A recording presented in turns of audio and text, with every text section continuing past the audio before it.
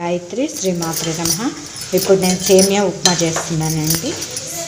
సేమియా వేయించుకుంటున్నాను. సేమియా ఉప్మా ఎంత ఈజీగా సింపుల్గా చేసుకోవచ్చో చూద్దాం. సేమియా వేయించుకొని పక్కకు పెట్టుకున్నామండి. పోపు వేసుకున్నాము. ఆలు, జీలకర్ర, మినపప్పు, శనగపప్పు, పల్లీలు అన్నీ వేసేసుకుంటున్నామండి. పోపు వేగిపోయిందండి.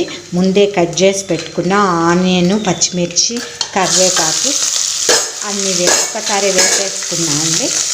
ఫ్రై అయ్యేదాకా కొంచెం ఆఫ్ మగ్గేదాకా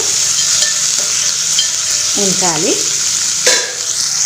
ఇది సగం ఫ్రై అయినాయండి. ఈ స్టేజ్లో కొంచెం ఒక పించ్ అనుకోవాలి, పావు స్పూన్ అంతా అల్లం వెల్లిగడ్డ పేస్ట్ వేస్తున్నా అండి.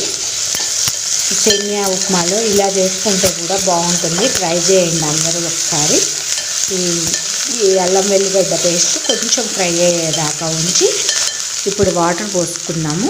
ఒక గ్లాస్ సేమియా అయితే ఒక గ్లాస్ వాటర్ పోసుకోవాలి. నేను దీంతో సేమియా తీసుకున్నా, ఇదే కొలతతో వాటర్ పోసేసిన. వాటర్ బాయిల్ అయ్యేదాకా వెయిట్ చేద్దాము.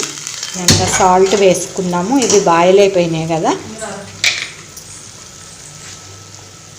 ఇప్పుడు దీంట్లో సేమియా వేసుకున్నాము. మనం ఫ్రై చేసుకున్నది కొంచెం ఒక 2 minutesలో అయిపోతుందండి. పెద్దగా టైం ఏం తీసుకోదు. ఇప్పుడే పోసాం కాబట్టి కొంచెం నిదానంగా ఉడుకుతుంది. అయిపోయిందండి, చక్కగా ఉడికిపోయింది. దీన్ని ఇప్పుడు బంద్ చేసుకుందాము. పైన కొత్తిమీర గార్నిష్ చేసుకుంటే ఎంతో రుచికరమైన సేమియా ఉప్మా రెడీ అండి.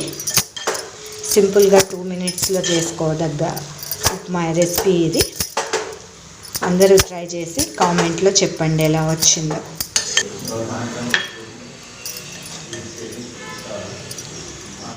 మా ఇంట్లో పెళ్ళి హడావిడి వల్ల వీడియోలు చేయటం కుదరటం లేదండి.